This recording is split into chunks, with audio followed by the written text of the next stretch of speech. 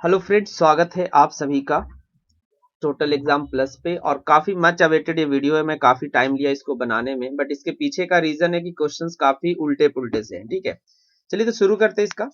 सारे कुछ हम देखेंगे इसमें, जो भी चीज है आपका। चलिए तो स्टार्ट करते हैं।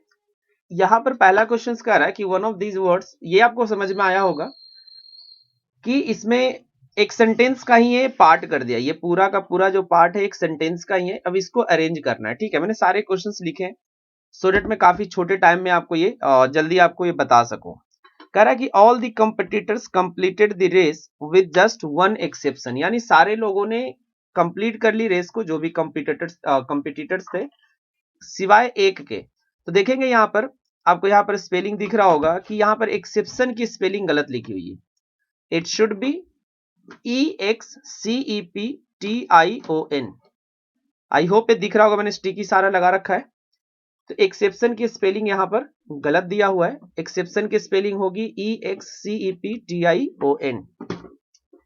नेक्स्ट बढ़ते हैं।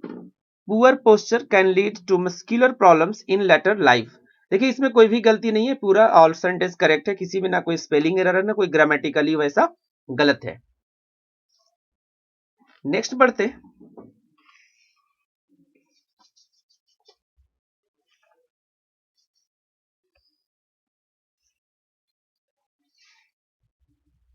चलिए अगला है, the pump shut off as a result of mechanical failure. यहां पर बाबू मैकेनिकल की स्पेलिंग गलत है आपका। मैकेनिकल की स्पेलिंग होगी MECHANICAL। मैकेनिकल की स्पेलिंग होगी, तो यहां पर स्पेलिंग एरर दिया हुआ है इस मैकेनिकल की। नेक्स्ट है, the principal gave a very pompous speech. अब यहां पर स्पीच की स्पेलिंग गलत है। इट शुड बी SPEECH, जिसको हम कहते हैं भाषण। नेक्स्ट बढ़ते हैं।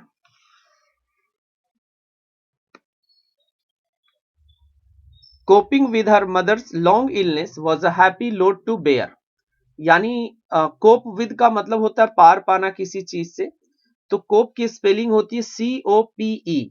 अब इसको अगर हम करेक्ट स्पेलिंग को करेंगे तो जब ING आप लगाएंगे तो COPING होगा, ना कि ई रहेगा। लास्ट का जो ई है वो हट जाएगा आपका और होगा COPING। अब आते हैं आपके सबसे बड़े समस्या पे, कि सभी बच्चों का ये समस्या था कि सर इसको अरेंज कैसे किया जाए। एक्चुअली इसका अरेंजमेंट, इस क्वेश्चंस को मैंने भी डिस्कस भी किया टीम के साथ।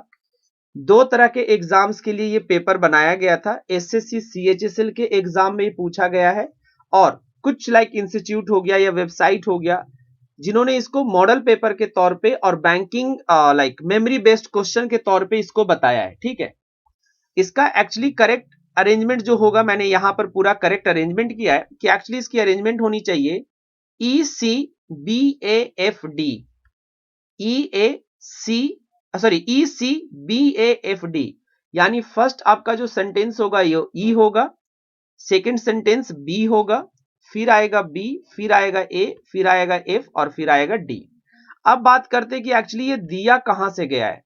तो एक्चुअली इसका जो आप लोग को दिक्कत हो रहा है कि कहीं ई से स्टार्ट कर दिया, कहीं डी से स्टार्ट कर दिया है, एक्चुअली ये दिक्कत हुआ है CHSL के पेपर से।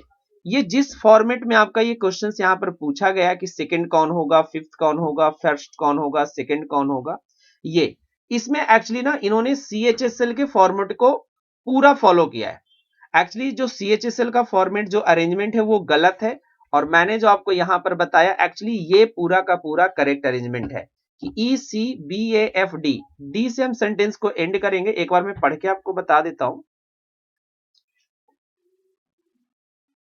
ठीक है, चलिए अब जरा समझेंगे कि हमने जब कहा कि EC स्टार्ट कर रहे हैं कि there were two tribes in the Andes and one lived in the valley and other high up in mountains. One day the mountain tribe invaded those living in the valley. अब एक दिन उन लोगों ने पता लगाया कि भैया वैली में कौन कौन से रहते हैं, उनको इन्होंने पता लगाया। As a part of their plundering they kidnapped a baby of one of the families. अब उन लोगों ने वहां ढूंढते ढूंढते वहां उन्होंने एक बच्चे को क्या कर लिया, किडनैप कर लिया। अब समझते जाएंगे जो मैंने अरेंज किया है। The able bodied man of the tribe gather to discuss how to climb the mountain. ठीक है, अब यहां पर आया कि भैया कैसे इसको ऊपर में चढ़ा जाए। नेक्स्ट ए के बाद आएंगे एफ को देखेंगे। The 2 days later they noticed the child's mother coming down the mountain. They hadn't yet figured out how to climb. अब उन लोगों को पता चला कि ये कैसे इसकी जो बच्चे की जो मम्मी है वो कैसे नीचे आ रही है, ठीक है, कमिंग डाउन। देन आएगा आपका we could not climb the mountain, how could you. अभी पूछ रहा है कि कैसे आपने चढ़ा। They said to the mother it wasn't your baby, she replied. अब कह रहा कि ये तेरा बच्चा नहीं है, उसने वो रिप्लाई किया और लेडीज ने रिप्लाई किया।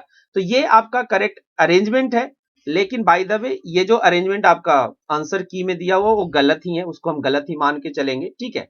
अब फॉलो कहाँ किया, ये फॉलो इन्होंने कर लिया आपका एसएससी सीएचएसएल का। सीएचएसएल में बिल्कुल वैसा ही है जैसा यहाँ पर अरेंजमेंट दिया हुआ है। या मान लीजिए कहीं वेबसाइट से कुछ क्या करते हैं, वेबसाइट हम और आप जैसे कुछ चालाक बच्चे भी बनाते हैं, कुछ नौसिखिया भी बनाते हैं, तो इन्होंने कहीं इधर उधर से उठा लिया जहां पे अरेंजमेंट गलत था और इसी कारण से कहीं गलत और कहीं सही का कांड हो गया है। चलिए आते हैं, ये पैराग्राफ की बात करें तो पैराग्राफ के सारे क्वेश्चन सही थे, ठीक है, सारे जवाब सही हैं।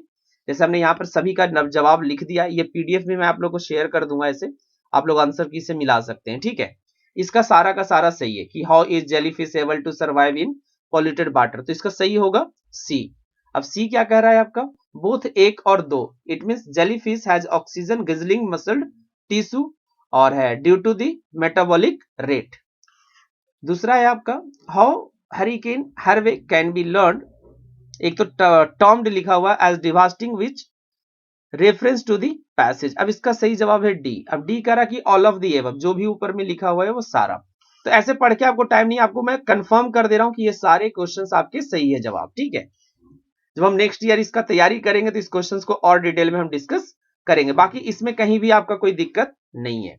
हाँ, अब यहाँ पर ये डिस्कस हम करना चाहेंगे 146 को, कम अक्रॉस। ऐसे कम अक्रॉस का मतलब अचानक मिलना होता है, लेकिन पैसेज में जैसा यूज किया गया है कम अक्रॉस का मतलब होता है बिहेव करना। यहाँ पर क्या होगा, बिहेव करना। मतलब she come across really well on television, मतलब इस तरीके से टेलीविजन पे बिहेव करी कि जैसे लोगों को लगा कि ये सच में कोई आर्टिस्ट है या कोई एक्टर है। The deal was completely open and above board, ये बिल्कुल सही लिखा हुआ है यहाँ पर। एबव बोर्ड का मतलब ऐसे भी होता है खुल्लम खुल्ला, और जो खुल्लम खुल्ला होता है वो ऑनेस्ट होता है। चलिए जी नेक्स्ट आते हैं, turn on the for most businessman the central questions will turn on taxation. यहाँ पर टर्न ऑन का मतलब होता है रिलेटेड टू या कंसर्न करना किसी चीज से। नेक्स्ट आते हैं, this sort controlling interest rather than a take over. यहाँ पर टेक ओवर का मतलब है क्या, बाइकआउट करना। ऐसे टेक ओवर का मतलब फॉलो करना भी होता है। नेक्स्ट आते हैं पुटिंग ऑन, यहाँ पर इसका बोल्ड नहीं दिख रहा होगा आपको, बट ये पुटिंग ऑन है। I think he was just putting on an act to get sympathy, ठीक है। इसका मतलब होगा डिसीव, मतलब इस तरीके से एक्ट कर रहा है, ठीक है, इस तरीके से एक्ट कर रहा है कि उसको सिंपैथी गेन हो जाए, उसको सिंपैथी मिल जाए।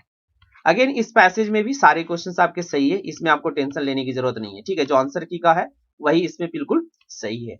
अगेन हम डिस्कस करेंगे यहाँ पर लास्ट के 2 वर्ड्स थे आपके।